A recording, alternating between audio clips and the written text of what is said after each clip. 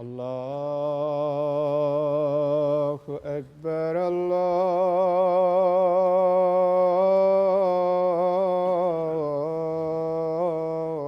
الله أكبر الله أكبر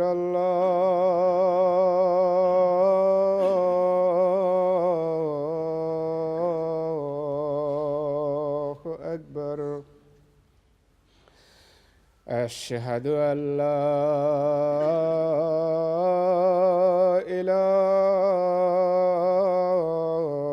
إله إلا الله أشهد أن لا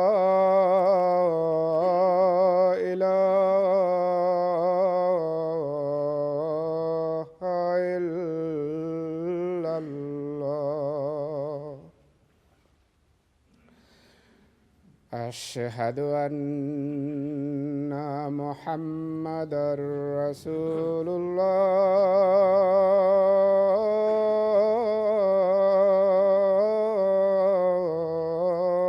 الله أشهد أن محمدًا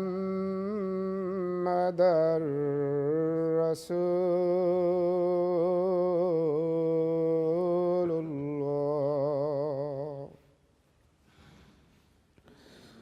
حي على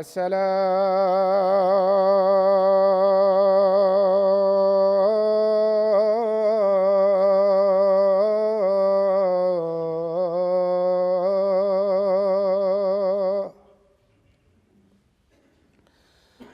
حي على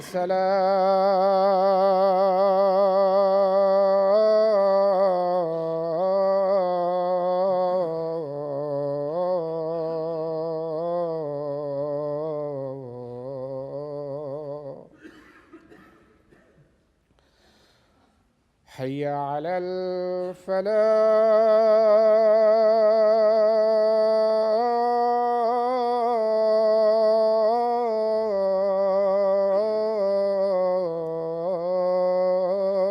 الفلاح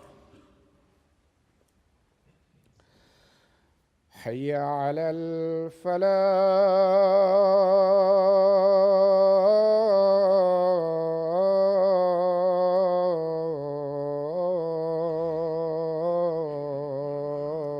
الفلاح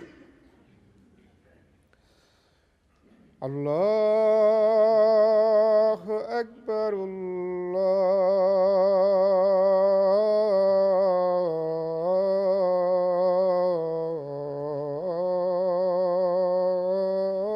الله أكبر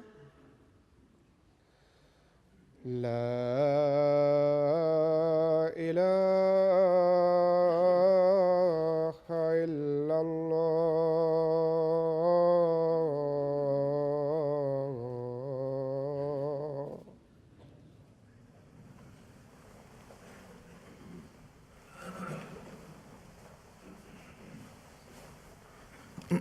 السلام عليكم ورحمة الله.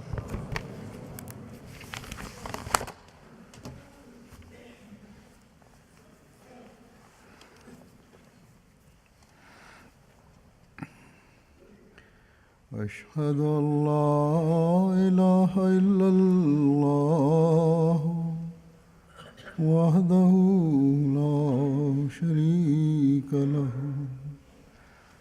وأشهد أن محمدًا عبده ورسوله أما بعد فأعوذ بالله من الشيطان الرجيم بسم الله الرحمن الرحيم الحمد لله رب العالمين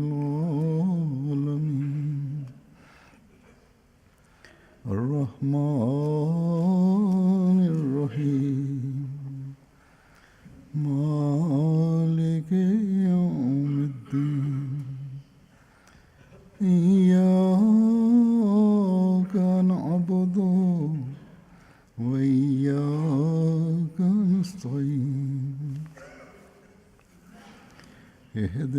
الصراط المستقيم صراط الذين أنعمت عليهم غير المغضوب عليهم ولا الضالين.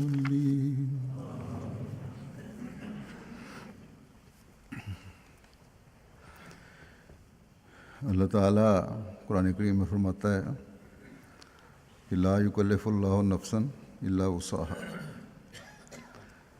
یعنی اللہ تعالیٰ کسی پر اس کی طاقت سے بڑھ کر ذمہ داری نہیں ڈالتا. بس اللہ تعالیٰ نے واضح فرما دیا کہ وہ کوئی ایسا حکم نہیں دیتا جو انسانی طاقت سے باہر ہو، اس کی استعدادوں سے باہر ہو، اس کی قابلیت سے باہر ہو. بس جب اللہ تعالیٰ کی طرف سے ایسے احکام آتے ہیں جن پر عمل انسانی طاقت سے باہر نہیں، تو پھر ان پر عمل کی ذمہ داری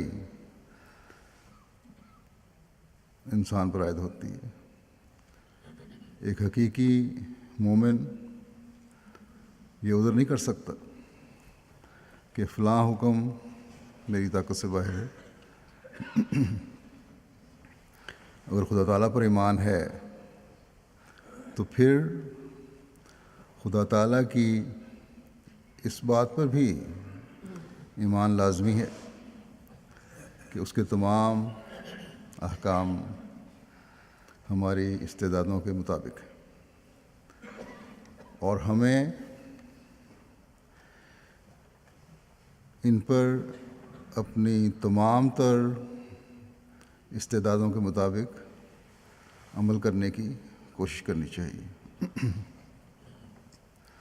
یہ اسلام کی خصوصی تعلیم ہے کہ اللہ تعالیٰ نے یہ نہیں فرمایا کہ یہ حکم ہے تم نے اس پر عمل کر کے اس کے اعلیٰ ترین معیاروں کو ضرور حاصل کرنا،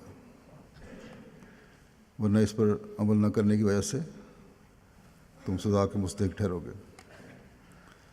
بلکہ یہ فرمایا کہ ہر حکم پر عمل تمہاری استعدادوں کے مطابق ضروری ہے. اور جب ہم انسانی فطرت کا، انسان کی حالت کا جائزہ لیتے ہیں تو پتہ چلتا ہے کہ ہر انسان کی حالت مختلف ہے. اس کی دماغی حالت، اس کی جسمانی ساخت، اس کا علم، ذہانت وغیرہ مختلف ہیں. بس اللہ تعالیٰ نے انسان کی کمزوریوں، اس کی حالت اور اس کی ضروریات کو سامنے رکھتے ہوئے اپنے احکامات میں ایسی لچک رکھتی ہے جس کے کم سے کم معیار بھی ہیں اور زیادہ سے زیادہ معیار بھی مقرر ہیں. بس جب ایسی لچک ہے تو اللہ تعالیٰ فرماتا ہے تم میرے احکامات پر دیانتداری سے عمل کرو. بس یہ خوبصورت تعلیم ہے اسلام کی، جو انسانی فطرت کو سامنے رکھتے ہوئے دی گئی ہے. کسی کو اس اعتراض کی گنجائش نہیں رہنے دی کہ اے اللہ تو نے میری فطرت تو ایسی بنائی ہے، میری حالت تو ایسی بنائی ہے، اور احکامات اس سے مطابقت نہ رکھنے والے دیے ہیں. حکم تو مجھے یہ دے رہا ہے کہ اعلیٰ ترین معیار تیرے احکامات پر عمل کر کے قائم کروں گا، اور میری جسمانی حالت یہ ہے کہ میں اس پر عمل اس معیار کے مطابق کر ہی نہیں سکتا. یا میری ذہنی حالت نہیں، یا میری اور کمزوریاں ہیں جو ان معیاروں کو حاصل کرنے میں روک ہیں، میں کس طرح اس پر عمل کر سکتا ہوں؟ لیکن اللہ تعالیٰ نے لا یکلف اللہ نفسا الا وسعہا کہہ کر تمام عذر ختم کر دیے۔ اللہ تعالیٰ نے انسان کو اپنے احکامات، اپنی تعلیم پر عمل کا انسان کو بے شک مکلف ٹھہرایا ہے، اس کو کہا ہے کہ تم ضرور کرو، مگر اس کا چھوٹے سے چھوٹا معیار رکھ کر اس پر عمل نہ کر کے مواخذہ سے بچنے والوں کا عذر نہیں رہنے دیا۔ فرما دیا کہ یہ معیار ہیں تمہاری حالت کے مطابق، ان پر تو بہرحال چلنا ہے۔ حضرت مسیح علیہ السلام اس بارے میں ایک جگہ فرماتے ہیں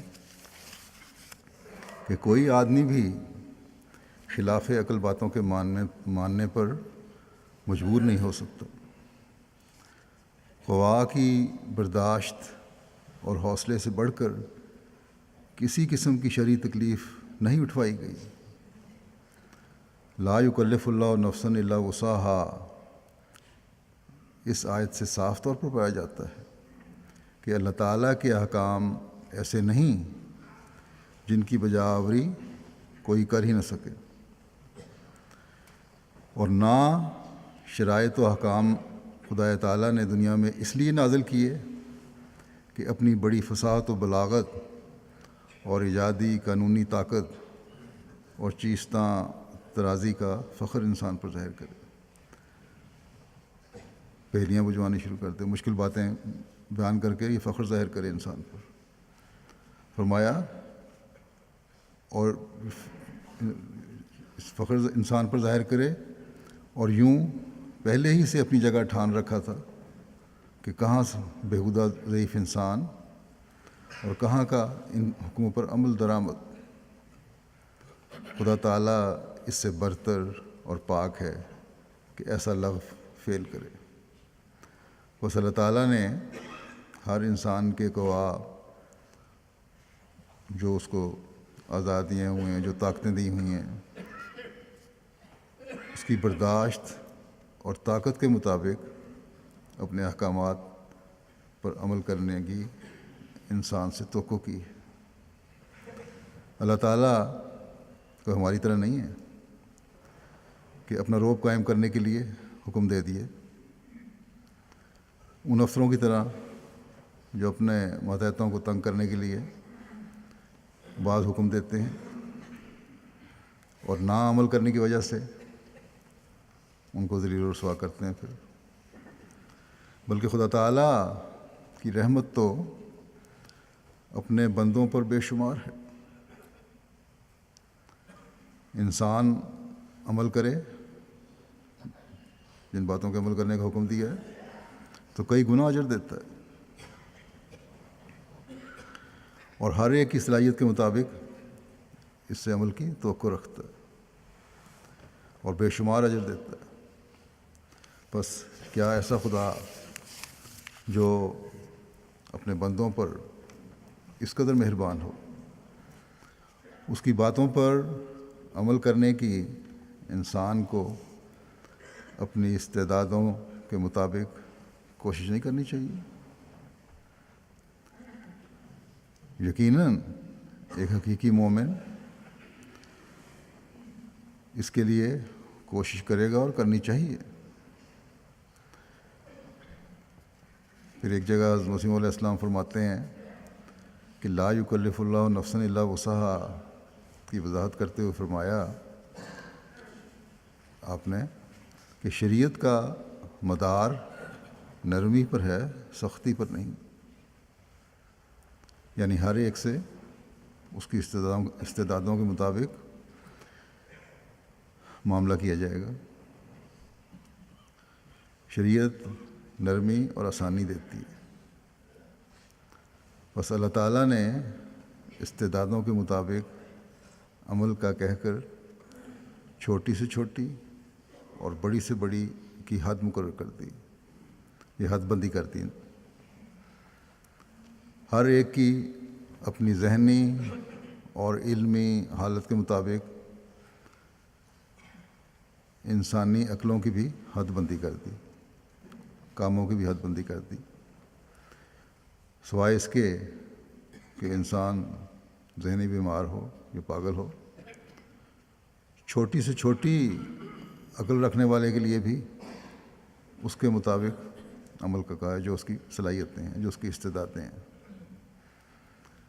اللہ تعالیٰ یہ چاہتا ہے کہ ہر انسان ایمان حاصل کرے، اس لیے اس نے چھوٹی سے چھوٹی عقل کا بھی معیار قائم کیا کہ جو جس کی صلاحیت ہے اس کے مطابق اس کا ایمان تو بہرحال حاصل کرنا چاہیے۔ اگر وہ چھوٹی سے چھوٹی عقل کا بھی معیار مقرر نہ کرتا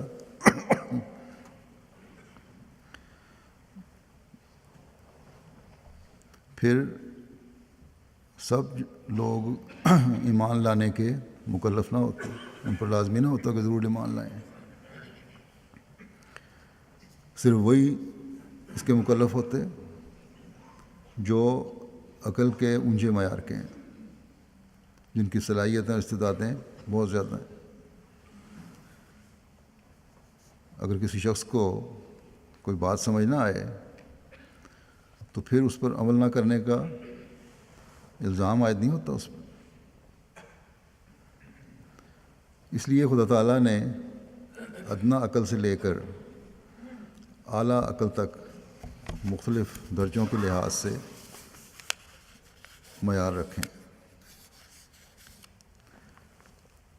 کوئی بڑا عقل مند ہے، کوئی کم عقل مند ہے، کسی میں زیادہ صلاحیتیں استعدادیں ہیں، کسی میں کم ہیں۔ دنیا داری کے معاملات میں بھی ہم دیکھتے ہیں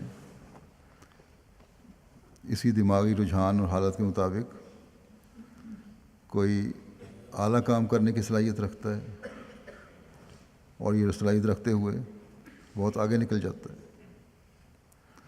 کوئی درمیان میں رہتا ہے، کوئی بہت پیچھے رہ جاتا ہے۔ پھر پیشوں کے لحاظ سے بھی ہم دیکھتے ہیں کہ کوئی کسی پیشے میں آگے نکلنے کی صلاحیت رکھتا ہے، کوئی کسی پیشے میں۔ تعلیم کے لحاظ سے کسی کا رجحان کسی مضمون کی طرف ہوتا ہے، کسی کا کسی طرف۔ تو یہ ایک فطری چیز ہے کہ رجحان مختلف کاموں کے کرنے اور ان میں کامیابی حاصل کرنے کی طرف لے جاتے ہیں۔ بہرحال کوئی انسان برابر نہیں ہو سکتا، اللہ تعالیٰ نے پیدا ہی نہیں کیا ہے برابر، نہ حالات اس کو برابر رکھ سکتے ہیں۔ انسانوں کی صلاحیتوں میں فرق ہوتا ہے۔ برابر مواقع بھی دیے جائیں تو تب بھی کوئی آگے نکل جاتا ہے، کوئی پیچھے رہ جاتا ہے۔ عقل کے علاوہ بھی بعض عوامل کار فرما ہوتے ہیں۔ یہی حالت ایمان کی بھی ہے، جس طرح ظاہری طور پر ہوتا ہے اسی طرح ایمان میں بھی یہی ہوتا ہے۔ اللہ تعالیٰ کے احکامات پر عمل کی بھی یہی حالت ہے، کوئی آگے نکل جاتا ہے، کوئی پیچھے رہ جاتا ہے اپنی اپنی صلاحیتوں اور استعدادوں کے مطابق۔ ہم یہ امید تو سب سے کر سکتے ہیں کہ سب ایمان لے آئیں، لیکن یہ نہیں ہو سکتا، نہ یہ کیا جا سکتا ہے کہ سب کا ایمان اور عمل کا معیار ایک جیسا ہو جائے۔ اللہ تعالیٰ نے یہ تو فرماتا ہے کہ لوگ ایمان کیوں نہیں لاتے، قرآن کریم میں بھی ذکر ہے، کیوں اپنی عاقبت خراب کرتے ہیں۔ لیکن یہ مطالبہ قرآن کریم میں نہیں ہے کہ حضرت ابوبکر رضی اللہ عنہ ہو اور حضرت عمر رضی اللہ عنہ ہو جیسے مومن کیوں نہیں بنتے ہر ایک روایت میں آتا ہے ایک شخص حضرت صلی اللہ علیہ وسلم کی خدمت میں حاضر ہوا اور اسلام کے متعلق پوچھا. آپ نے فرمایا دن رات میں 5 نمازیں پڑھنا فرض ہے. اس نے پوچھا اس کے علاوہ بھی کوئی نماز ہے؟ نماز فرض ہے. آپ نے فرمایا نہیں. اگر نفل پڑھنا چاہو تو پڑھ سکتے ہو. پھر حضرت صلی اللہ علیہ وسلم نے فرمایا 1 ماہ کے روزے رکھنا فرض. اس نے پوچھا اس کے علاوہ بھی کوئی روزے فرض ہیں؟ آپ نے فرمایا نہیں. ہاں نفلی روزے رکھنا چاہو تو رکھ سکتے ہو. اس نے اسی طرح حضرت صلی اللہ علیہ وسلم نے زکوٰۃ کا بھی ذکر فرمایا. اس پر اس نے پوچھا اس کے علاوہ بھی مجھ پر کوئی زکوٰۃ ہے؟ آپ نے فرمایا نہیں. ہاں ثواب کی خاطر تم نفلی صدقہ دینا چاہو تو دے سکتے ہو. یہ باتیں سن کر وہ شخص یہ کہتے ہوئے واپس چلا گیا کہ خدا کی قسم نہ اس سے زیادہ کروں گا نہ کم. آپ صلی اللہ علیہ وسلم نے فرمایا کہ اگر یہ سچ کہتا ہے تو اس کو کامیاب سمجھو. آپ نے فلاح پانے والے والا کہا اسے اور یہ کہہ کر جنت کی بشارت دی. بس اس بات سے پتہ چلتا ہے کہ اسلام نے ہر ایک سے حضرت عمر اور حضرت ابوبکر جیسے ایمان کا مطالبہ نہیں کیا. ہر ایک کے مختلف درجے ہیں, ہر ایک کی طاقتیں ہیں, ہر ایک کی ایمان کے معیار ہیں. حضرت ابوبکر اپنا زکوٰۃ کے علاوہ بھی اپنا سارا مال گھر کا اٹھا کے لے آتے ہیں. حضرت عمر سمجھتے ہیں آج میں آگے نکل جاؤں گا اور آدھا مال گھر کا لے آتے ہیں. لیکن جب دیکھا تو حضرت ابوبکر رضی اللہ عنہ ہو تمام لے کر آئے ہوئے تھے. تو ہر ایک کے یہاں بھی معیار ہیں. ہاں یہ شک ہے کہ یہ معیار کا مطالبہ ہر ایک سے نہیں ہو سکتا ایسے اعلیٰ, لیکن تحریص دلائی گئی ہے, بتایا گیا ہے کہ نوافل کا ثواب ہے. بلکہ یہ بھی کہا کہ نوافل فرائض کی کمی کو بھی پورا کرتے ہیں, ایمان و یقین میں اضافہ کرتے ہیں. لیکن یہ حکم نہیں دیا گیا کہ ضرور ہر ایک کے لیے فرض ہے, چاہے اس کی حالت ہے کہ نہیں کہ نفل ادا کرے. یعنی جو بھی فرائض میں داخل ہے صرف نفل نمازوں کے نہیں بلکہ مالی قربانی کے لیے بھی, وقت کے لیے بھی, کیونکہ اعلیٰ درجوں پر عمل جو ہے اسلام میں قابلیتوں کی بنا پر ہے, اس لیے ہر ایک فرض نہیں ہے. اور چونکہ قابلیتیں مختلف ہوتی ہیں اس لیے کم سے کم قابلیت اور عقل جو سب میں ہوتی ہے اس کے مطابق مطالبہ کیا گیا ہے. ایمان کے اعلیٰ مدارج کا ہر ایک سے مطالبہ نہیں کیا گیا جو کسی بھی اعلیٰ سے اعلیٰ ایمان رکھنے والے کے اپنے اعلیٰ معیار کے مطابق ہوں. وہ کم سے کم ایمان رکھنے والے کے جو اس کا اعلیٰ ترین معیار ہے اس کو وہاں تک پہنچنے کے لیے نہیں کہا گیا.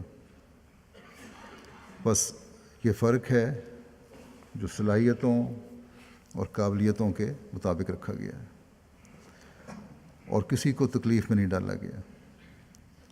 حضرت مسیح علیہ الصلوۃ والسلام نے ایک جگہ فرمایا کہ خدا تعالیٰ انسانی نفوس کو ان کی وسعت علمی سے زیادہ کسی بات کو قبول کرنے کے لیے تکلیف نہیں دیتا, اور وہی عقیدے پیش کرتا ہے جن کا سمجھنا انسان کی حد استعداد میں داخل ہے، تا اس کے حکم تکلیف مالا یطاق میں داخل نہ ہوں۔ بس ہر ایک کے عمل اور سمجھ کی جو استعداد کی حد ہے وہی اس کی نیکی کا معیار ہے، کیونکہ اللہ تعالیٰ طاقت سے بڑھ کر کسی کو تکلیف میں نہیں ڈالتا۔ یہاں یہ بھی واضح ہونا چاہیے کہ اللہ تعالیٰ کی نظر ہمارے دل کی پاتال تک ہے، گہرائی تک ہے۔ کسی بھی قسم کا بہانہ اپنی کم علمی یا کم عقلی یا استعدادوں کی کمی کا اللہ تعالیٰ کے حضور نہیں چل سکتا۔ اس لیے اس بات کو سامنے رکھتے ہوئے پھر اپنی استعدادوں کے جائزے لے کر اپنے ایمان اور عمل کو پرکھنا چاہیے۔ یہی نہیں کہ تھوڑے سے تھوڑا معیار ہے تو بس ہمیں چھٹی مل گئی۔ کم از کم معیار بھی جو حضرت صلی اللہ علیہ وسلم نے فرمایا اس کو وہ یہ تھا کہ 5 نمازیں فرض ہیں، اور ایک مرد کے لیے 5 نمازیں باجماعت فرض ہیں، روزے فرض ہیں، اور اگر مال پہ کوئی قربانی یا زکوٰۃ کا فرض ہے لگتی ہے تو وہ بھی فرض ہے۔ بس یہ کم از کم معیار ہیں۔ بس ان معیاروں کو سامنے رکھتے ہوئے اپنے جائزے لے کے ہر ایک کو پرکھنا چاہیے۔ جیسا کہ میں نے کہا اس حدیث میں کہ اس شخص نے کہا تھا کہ میں نہ اس سے زیادہ کروں گا نہ کم، تو وہ کم از کم معیار تھا جس کا اس نے اعلان کیا تھا۔ ہم میں سے بہت سے ایسے ہیں جو نماز بھی اللہ تعالیٰ کے حکم کے موافق ادا نہیں کرتے۔ جو فرض ہے، جیسا کہ میں نے کہا، مردوں کو باجماعت نماز فرض ہے۔ بس ہمیشہ یاد رکھنا چاہیے کہ خدا تعالیٰ کو دھوکہ نہیں دیا جا سکتا۔ جس طرح دنیا کے کاموں کے لیے کوشش ہوتی ہے، اس سے بڑھ کر دین کے کام کے لیے کوشش ہونی چاہیے، اور استعدادوں کو بڑھانے کی بھی کوشش ہونی چاہیے۔ دنیا میں ہم دیکھتے ہیں کہ کمزور لوگ ہمیشہ اپنے لیے سہارے کی تلاش کرتے ہیں، لیکن کیونکہ صلاحیتیں مختلف ہوتی ہیں اس لیے بعض لوگ تو جن میں کچھ قابلیت ہو آگے بڑھ جاتے ہیں، لیکن بعض مزید سہارے کو چاہتے ہیں۔ لیکن یہ نہیں ہوتا کہ وہ تھک کر اس لیے بیٹھ جائیں کہ ان میں ان کی صلاحیت ہی اتنی تھی۔ دنیاوی قانون میں تو ممکن ہو سکتا ہے کہ صلاحیت سے زیادہ کا وزن کسی پر ڈالا جا رہا ہو، لیکن دین کے معاملات میں یہ نہیں ہے۔ جیسا کہ ذکر ہو چکا ہے کہ کم از کم معیار کے بعد یہ سوال ہی نہیں پیدا ہو سکتا کہ صلاحیت سے زیادہ کا بوجھ کسی پر لادا جا رہا ہو۔ ہاں، بعض باتوں کو سمجھنے کے لیے بعض سہاروں کی ضرورت پڑ سکتی ہے، جیسا کہ دنیاوی معاملات میں پڑتی ہے۔ ان سہاروں کی طرف کمزور مومنوں کو رجوع کرنا چاہیے، اسی طرح جس طرح ایک کمزور طالب علم استاد سے بار بار کوئی سبق سمجھنے کی کوشش کرتا ہے، اور استاد کی کوشش سے ان کے معیار بہتر ہو جاتے ہیں۔ لیکن اگر استاد مدد نہ کرے تو بالکل پیچھے رہ جاتے ہیں۔ لیکن ایسے استاد جو مدد نہ کریں، ان کے رویے سے یہ بات واضح ہو جاتی ہے کہ وہ استاد صحیح طور پر اپنے فرائض اور اپنا حق ادا نہیں کر رہے، بلکہ اپنے کام سے خیانت کرنے والا استاد ہے۔ یہاں میں دین کے لیے جو استاد مقرر ہیں ان کو بھی توجہ دلانا چاہتا ہوں، یعنی ہمارے مربیان اور مبلغین اور صاحب علم لوگ، کہ اللہ تعالیٰ نے جو ان کی استعدادوں کو بڑھایا ہوا ہے وہ ان کا صحیح استعمال بھی کریں، اور اپنی استعدادوں سے کمزوروں کی استعدادوں کو علمی لحاظ سے بڑھانے کی کوشش کریں، کیونکہ یہ آپ کی طرف سے خدا تعالیٰ کی عطا کردہ صلاحیتوں کا شکرانہ ہوگا۔ اگر اللہ تعالیٰ کی حقیقی رنگ میں شکر گزاری نہ ہو تو انسان گناہ گار بن جاتا ہے۔ بس مربیان اور مبلغین اور دوسرے واقفین زندگی جن کو دین کا علم ہے، خاص طور پر اس بات کی طرف توجہ کریں کہ لوگوں کی استعدادوں کو سہارے دے کر اوپر لائیں، کم از کم درجے سے اوپر کے درجوں کی طرف استعدادوں کو بڑھانے میں مدد دیں، یا جن درجوں پر وہ ہیں اس کے بھی جو مختلف معیار ہیں ان کو بھی بڑھانے کی کوشش کریں۔ یہ بات جہاں ترقی کرنے والے افراد کے ایمان و یقین میں اضافہ کرنے والی ہوگی، وہاں جماعتی ترقی میں بھی اہم کردار ادا کرے گی۔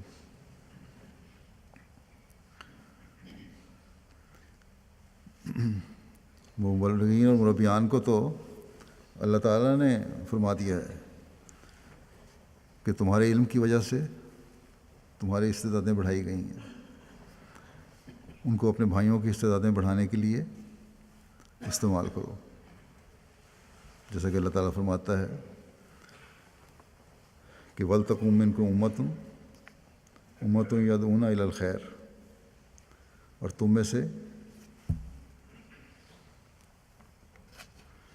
میں سے ایک ایسی جماعت ہونی چاہیے جس کا کام صرف یہ ہو کہ لوگوں کو نیکی کی طرف بلائے۔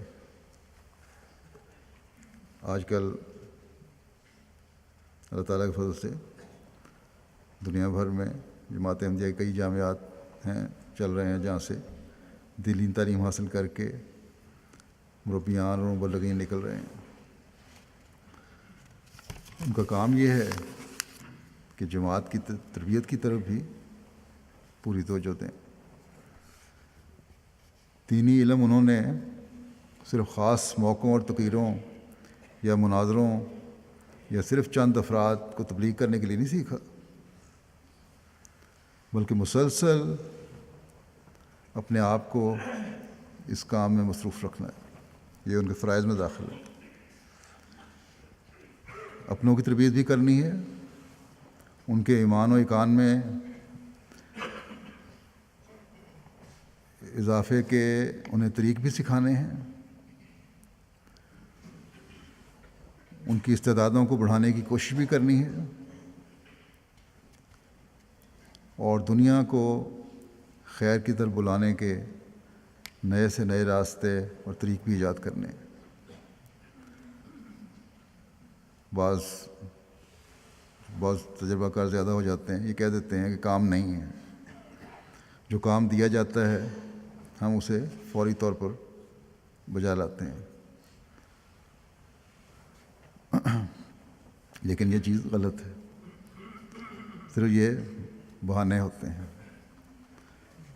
بعض اپنے کام کی طرف توجہ دینے کے بجائے اپنی گھریلو ذمہ داریوں کی طرف زیادہ توجہ دے رہے ہوتے ہیں، بعض اپنی ذات پر ضرورت سے زیادہ توجہ دینے والے ہوتے ہیں، چاہے وہ چاند ایک ہی ہوں، لیکن اگر ایسے نظر آتے ہیں تو چھوٹی سی جماعت میں وہ بہت ابھر کے سامنے آ جاتے ہیں۔ ہفتہ میں 3 دن اسٹوروں میں پھرتے رہتے ہیں،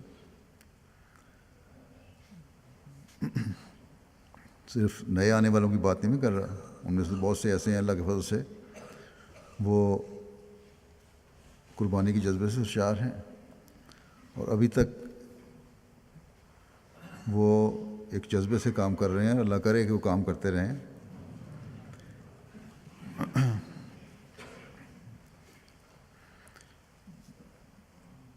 اکثریت اپنے وقت کا احساس بھی رکھتے ہیں. پہلے جو ہیں جیسا کہ میں نے کہا تجربہ کار،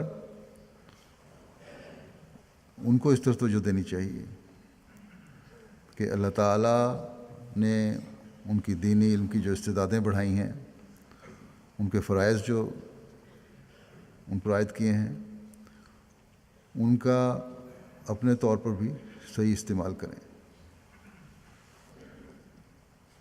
اور افراد جماعت کی استعدادیں بڑھانے میں ایک اچھے استاد کی طرح ان کا استعمال کریں. اللہ تعالیٰ کو تو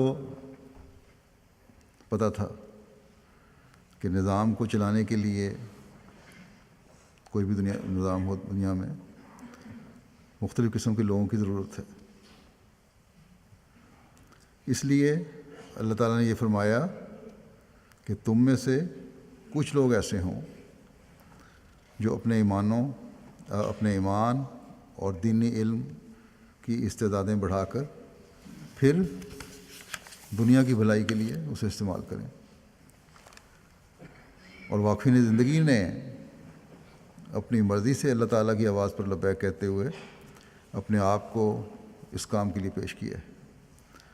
بس یہ علم اور یہ پیشکش اس بات کا تقاضا کرتے ہیں کہ اس کا حق ادا کریں.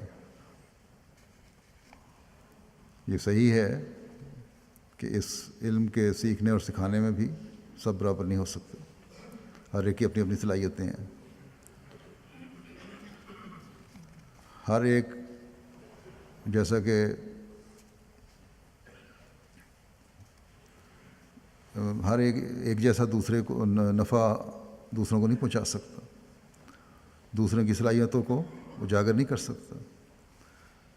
ہر ایک کی اپنی انفرادی صلاحیت دین کا علم سیکھنے اور سکھانے میں مختلف ہوتی ہے. لیکن جتنی صلاحیت ہے، جتنی استعداد ہے، اس کے استعمال کے تو اعلیٰ ترین معیار حاصل کرنے کی کوشش کی جائے. اور جب ہر ایک اس طرح سنجیدگی سے کوشش کرے گا تو جہاں اپنے کمزور بھائیوں کے لیے فائدہ مند ہوں گے، وہاں جماعت کے معیار بھی بلند کرنے والے ہوں گے. بس واقفین زندگی اور خاص طور پر مربیان کی بہت بڑی ذمہ داری ہے اور بہت اہم کردار ادا کر سکتے ہیں افراد جماعت کی استعدادوں کے معیار بلند کرنے میں. اسی طرح عہدیدار ہیں. افراد جماعت انہیں اس لیے عہدیدار بناتے ہیں کہ وہ سمجھتے ہیں کہ ان افراد کی جن کو ہم کوئی عہدہ دینا چاہتے ہیں، ان کی استعدادیں، ان کا علم، ان کی عقل ہم سے بہتر ہے. میں سمجھتا ہوں کہ منتخب کرنے والوں کی یہ سوچ ہونی چاہیے، کیونکہ اس کے بغیر وہ اپنے امانت کا حق ادا نہیں کرتے. کیونکہ یہ کم از کم معیار ہے یہ سوچ رکھنا. فرض کی ادائیگی کا اگر یہ کم از کم معیار عہدیدار منتخب کرتے وقت سامنے ہو تو کبھی کوئی ایسا عہدیدار منتخب نہ ہو جو صرف عہدے کے لیے منتخب کیا گیا ہو. تو بہرحال عہدیداروں کا بھی فرض ہے کہ جماعت کی علمی اور دینی ترقی کے معیاروں کو اونچا کرنے کی کوشش کریں، ان کی استعدادوں کو بڑھانے کی کوشش کریں، تاکہ اپنے لحاظ سے استعدادوں میں بھی اضافہ ہوتا رہے ہر ایک شخص کے. تربیت کا معاملہ ہے تو سیکٹری تربیت اور صدر جماعت کے ساتھ باقی عاملہ کا بھی فرض ہے کہ وہ اپنے نمونے کے ساتھ دوسروں کی تربیت کی طرف بھی توجہ دیں. مثلاً خطبات سننا ہے، درس سننا ہے، جماعتی پروگراموں میں شامل ہونا ہے تاکہ دینی اور علمی اور روحانی ترقی ہو.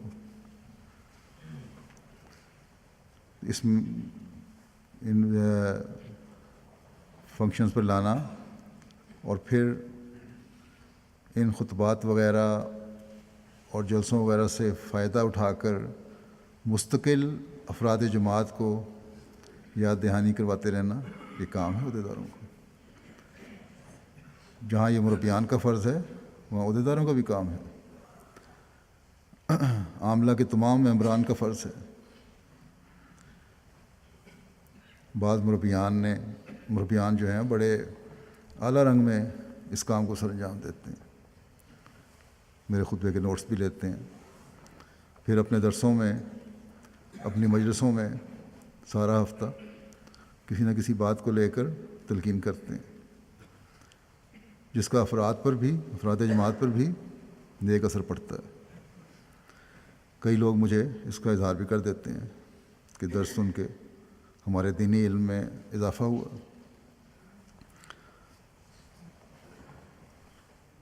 فلاں عمل کو ہمیں صحیح طور پر کرنے کا طریق پتہ چلا،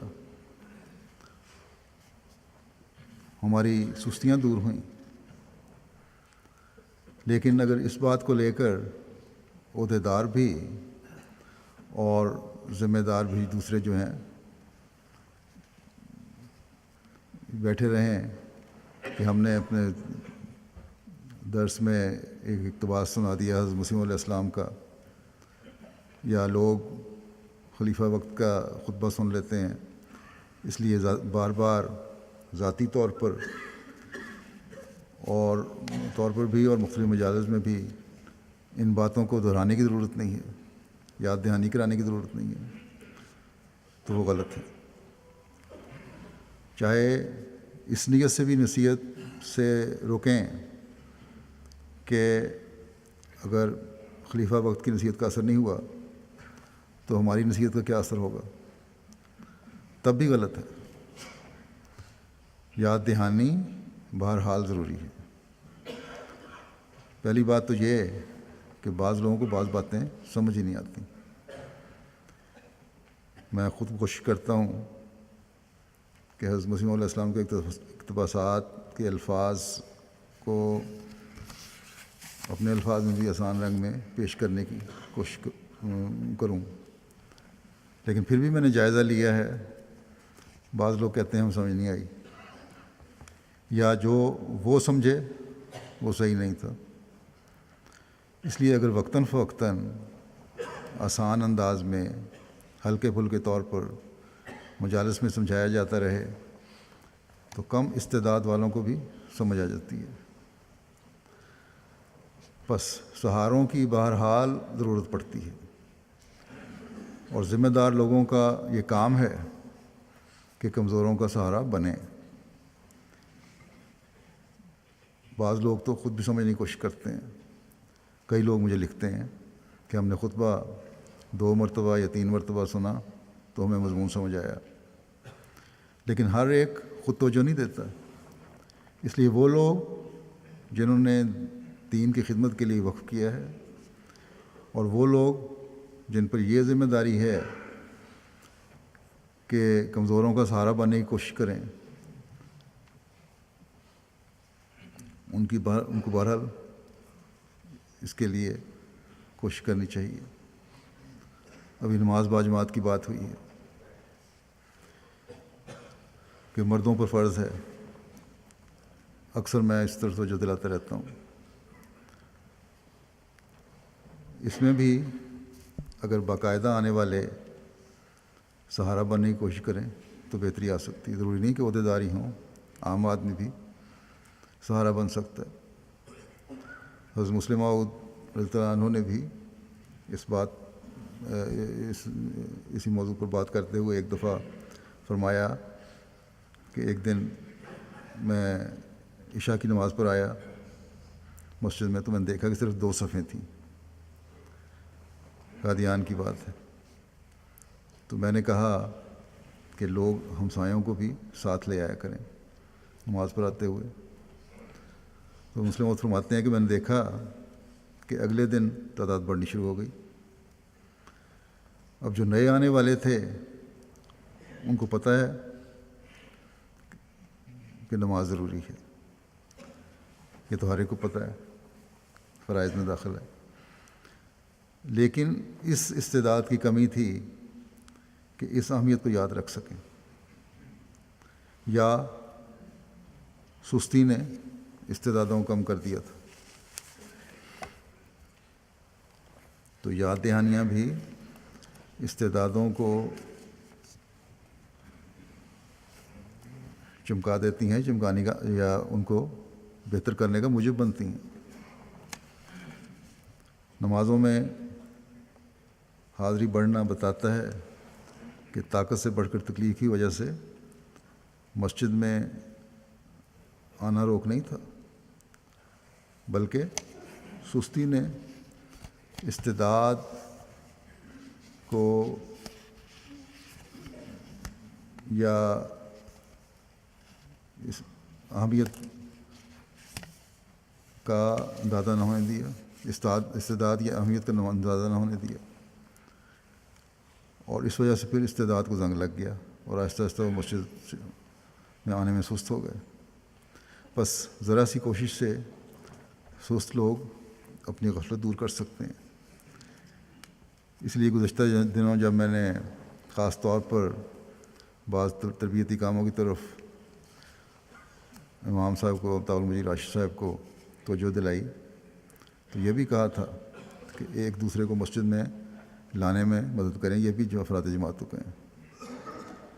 یہاں اگر فاصلے زیادہ ہیں تو ہمسائے اپنی سواری بدل بدل کر استعمال کر سکتے ہیں تاکہ کسی پہ بوجھ بھی نہ پڑے پیٹرول کے خرچ کا. بعض لوگ پہلے بھی اس طرح کرتے ہیں. جلنگم کے ایک دوست نے مجھے بتایا کہ صبح فجر کی نماز پر ان کے دوست 10 منٹ پہلے فون کر دیتے ہیں کہ میں اتنے منٹ بعد پہنچ رہا ہوں، تیار رہیں فجر کی نماز کے لیے.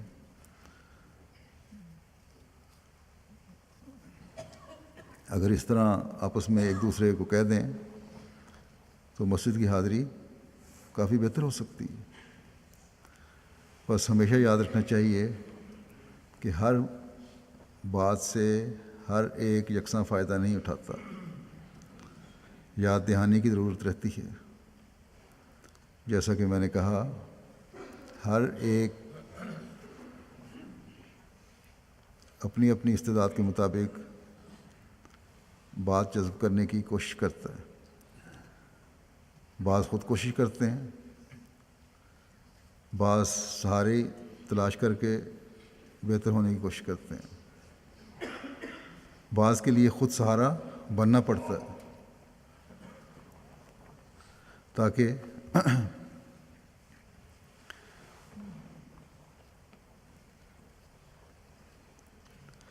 جو افراد کی استعدادوں کی ترقی ہے وہ بھی حاصل ہو اور جماعتی معیاروں کی ترقی بھی حاصل ہو. اس لیے بہرحال نظام جماعت کو بھی اور افراد کو بھی جو بہتر ہیں اپنا حق ادا کرنا چاہیے.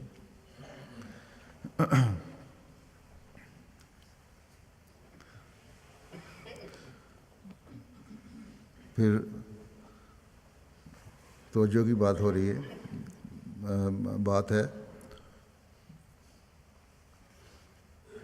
توجہ قائم رکھنی چاہیے خطبات میں بھی. خطبوں کے دوران بھی بعض دفعہ میں نے بھی دیکھا ہے، بعض خود ہی محسوس کرتے ہوں گے کہ بعض وہ اونگ جاتے ہیں لوگ، اور صرف اونگ نہیں جاتے بلکہ اتنی گہری نیند میں چلے جاتے ہیں کہ جھٹکا کھا کے ساتھ والے پہ گرتے ہیں، اس کو بیچارے کو پھر ٹھوکر لگانی پڑتی ہے. تو ایسے لوگ بھی ہوتے ہیں. پھر بعض ایسے بھی ہیں جو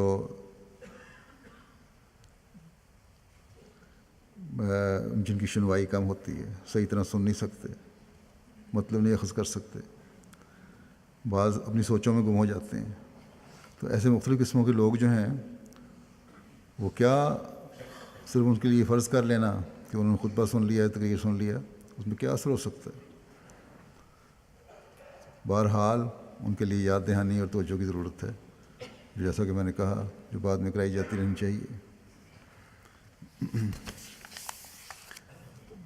جلسوں کے دوران تو شاید بعض لوگ اس لیے بھی نعرہ لگا دیتے ہیں کہ ارد گرد بیٹھے ہوئے کو اونگتا ہوا دیکھتے ہیں یا اپنی نیند مٹانا چاہتے ہیں.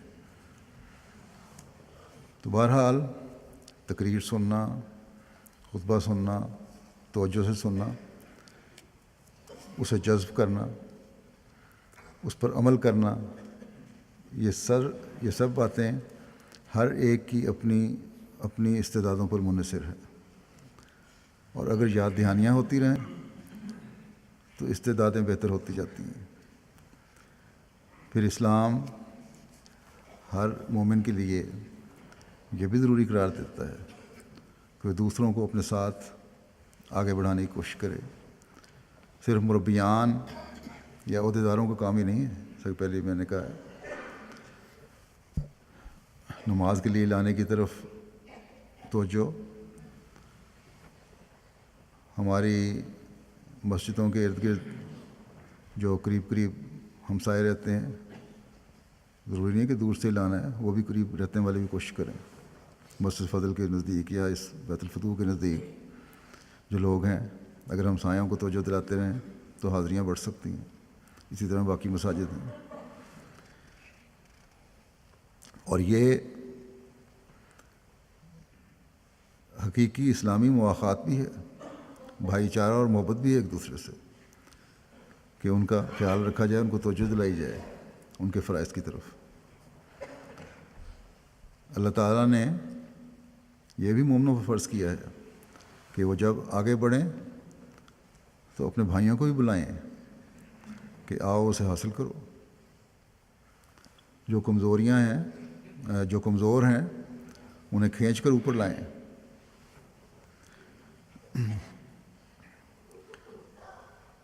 یہ کام خود بھی انسان کو اللہ تعالیٰ کے انعامات کا وارث بنائے گا، دوسروں کو کھینچ کر اوپر لانا. حضرت صلی اللہ علیہ وسلم نے فرمایا ہے کہ خیر کی طرف لے جانے والا ثواب کا ویسا ہی مستحق ہوتا ہے جیسا کہ نیکی کرنے والا. پس نماز پڑھنے والے کو، باجماعت نماز پڑھنے کو جہاں اپنی نمازوں کا، باجماعت نماز پڑھنے کا 27 گنا ثواب ملے گا، وہاں اگر وہ اپنے ساتھ لانے والے جتنے افراد ہوں گے ان کا بھی ثواب کمارا ہوگا.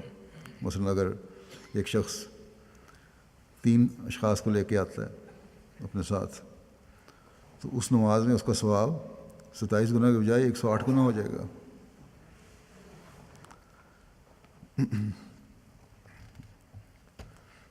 اور اللہ تعالیٰ کے بھی دیکھیں کیا کیا انداز ہیں اپنے بندوں کو نوازنے کے.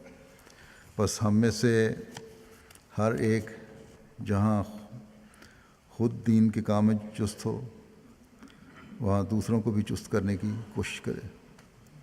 اگر ہر ایک اس سوچ کے ساتھ کام کرے تو ہم نہ صرف دوسروں کی استعدادیں بڑھانے میں حصہ دار بن رہے ہوں گے بلکہ اپنی استعدادیں بھی اس سوچ کے ساتھ بڑھا رہے ہوں گے کہ میں نے بھی ایک جگہ کھڑے نہیں رہنا،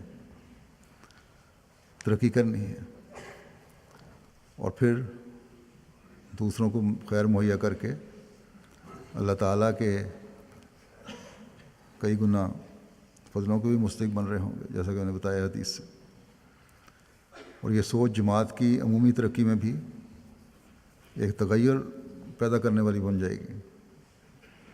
اللہ تعالیٰ ہم سب کو اس بات کی توفیق عطا فرمائے کہ ہم اپنی استعدادوں کو بڑھاتے چلے جانے والے ہوں اور اللہ تعالیٰ کے فضلوں کو جذب کرتے چلے جانے والے ہوں۔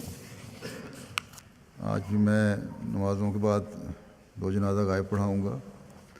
ایک محترمہ جنان العانی صاحب شام کی رہنے والی ہیں جو آج کل ترکی میں تھیں، ان کا ہے، جو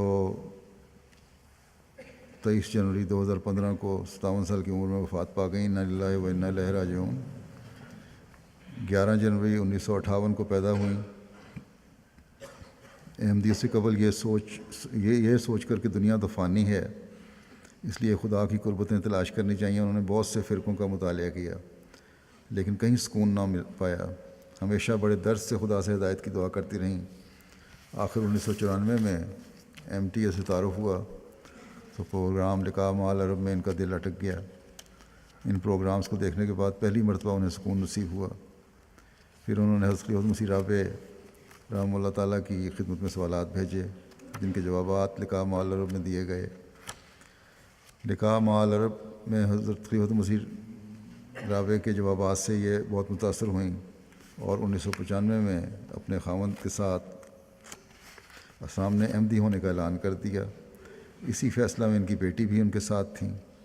گو انہیں اپنے والد کی طرف سے سخت مخالفت کا سامنا کرنا پڑا، تاہم ان کی نیکی، تقوی، حسن اخلاق، حسن اعمال کو دیکھ کر ان کے خاوند اور دیگر بچے بھی احمدیت کی آغوش میں آ گئے۔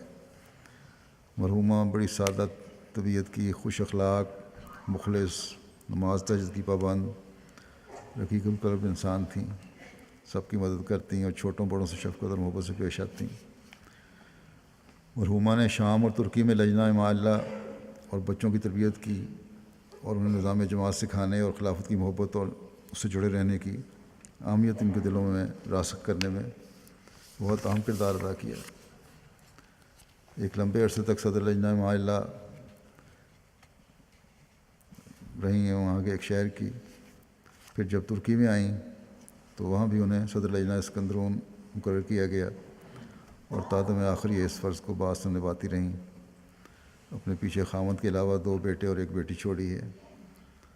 سب کے سب بفضل تعالیٰ مخلص احمدی ہیں۔ مرحومہ موسیہ بھی تھیں، وصیت انہوں نے کی تھی لیکن شام کے حالات کی وجہ سے بعض ان کا ریکارڈ گم گیا۔ بہرحال وصیت ان کی زیر کارروائی ہے، کارپرداز اس کی کارروائی کر لے اور وصیت منظور کر دے۔ مرحومہ کے بیٹے علی جبر صاحب کہتے ہیں کہ والدہ صاحبہ خود بھی نماز تہجد کی باقاعدگی سے التزام کرتیں اور تمام اہل خانہ کو بھی اس کی تلقین کرتیں۔ ہمیشہ کہتی تھیں کہ نیند کی لذت کو تہجد کے لیے جاگنے کے شوق سے بدل دو تاکہ تم ثابت کر سکو کہ تمہاری زندگی کی سب سے بڑی اور اہم لذت خدا کی عبادت ہے۔ نیز فرماتی ہیں کہ خدا سے محبت کے اظہار کا یہ طریق بھی اختیار کرو کہ وضو کر کے تیار ہو کر اذان کے انتظار میں بیٹھو جیسے تم کسی بہت ہی پیارے سے ملاقات کے لیے بے چینی سے انتظار کرتے ہو۔ محمد شریف صاحب ترکی سے لکھتے ہیں کہ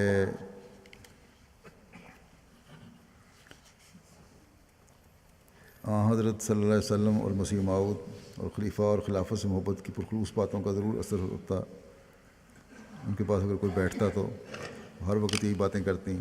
بہت خواہش مند تھیں کہ ہم حضرت مسیح موعود علیہ السلام کی توقعات پر پورا اتریں۔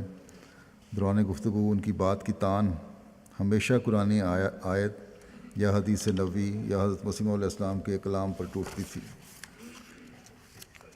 فاطمہ جمعہ صاحبہ لکھتی ہیں کہ جب سے میں نے بیعت کی ہے مرحومہ نے ہمیشہ میرا خیال رکھا اور مجھے کبھی نہیں چھوڑا۔ جب کسی بچے کو قرآن کریم کی تلاوت کرتے یا حضرت مسیح علیہ السلام کی کا قصیدہ پڑھتے سنتی تو تحفہ دے کر اس کی حوصلہ افزائی کرتی تھی۔ یہ لکھتی ہیں فاطمہ صاحبہ کہ آخری بار جب ہم ملنے گئے تو مجھے کہا میں تم لوگوں کو وصیت کرتی ہوں کہ تم ہر حال میں ہمیشہ خلیفہ وقت کی بات ماننا۔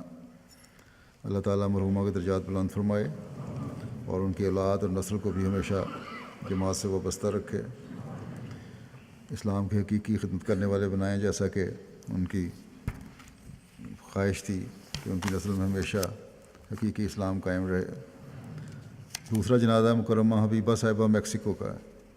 جو 19 جنوری 2015 کو 100 سال سے زائد عمر میں وفات پا گئیں. انا للہ و انا الیہ راجعون. آپ نے جون 2014 میں احمدیت قبول کی تھی. مرحومہ نے ضعیف العمری میں اسلام قبول کیا، مگر اس عمر میں بھی انہوں نے نماز سیکھی اور اللہ تعالیٰ کے فضل سے نمازوں کی پابند تھیں. دعا گو، عبادت گزار، بکثرت ذکر الہی کرنے والی، خوش مزاج اور نیک خاتون تھیں. وفات سے قبل نماز ظہر ادا کی، زبان پر ذکر الہی جاری تھا. جان تو اس دوران ہی ان کی وفات ہو گئی. آپ کی ولادت میکسیکو کی چیاپا اسٹیٹ کے ایک گاؤں زکسو میں کے کیتھولک مذہبی گھرانے میں ہوئی. وہاں پیدا ہوئیں آپ. ولادت میکسیکو میں ہوئی. ان کے والد اپنے علاقے کے معروف پادری تھے جنہوں نے کیتھولک چرچ سے علیحدگی اختیار کر کے پروٹیسٹنٹ فرقہ اختیار کیا. 1981 میں مذہبی مخالفت کی بنا پر قتل کر دیے گئے. مرحومہ کے خامند ان کی جگہ اس فرقہ کے پادری مقرر ہوئے. 1996 میں ان کے پوتے، مرحومہ کے پوتے امام ابراہیم صاحب نے اسلام قبول کیا اور ان کی تبلیغ سے مرحومہ کے خامند اور خاندان کے اکثر افراد نے احمدیت کو قبول کر لیا. اور اب ان کے سب پوتے اور پوتیاں اور بچگان احمدی مسلمان ہیں. اللہ تعالیٰ مرحومہ کے درجات بلند فرمائے اور ان کی نسلوں کو ہمیشہ جماعت احمدیہ مسلمہ سے منسلک رکھے اور مرحومہ کے نقش قدم پر چلنے کی توفیق عطا فرمائے.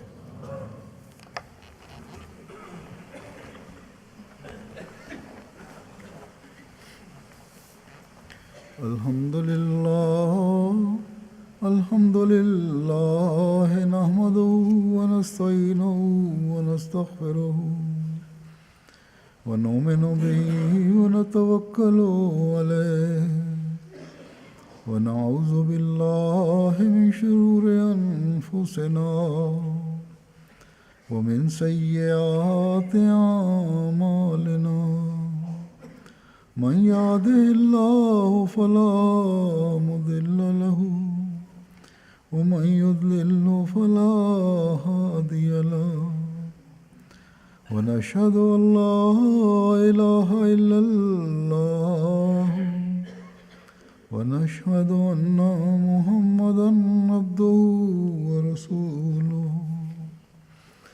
عباد الله رحمكم الله، إن الله يأمر بالعدل والإحسان وإيتاء ذي القربى وينهى عن الفحشاء والمنكر والبغي يعظكم لعلكم تذكرون. اذكروا الله يذكركم وادعوه يستجب لكم ولذكر الله أكبر.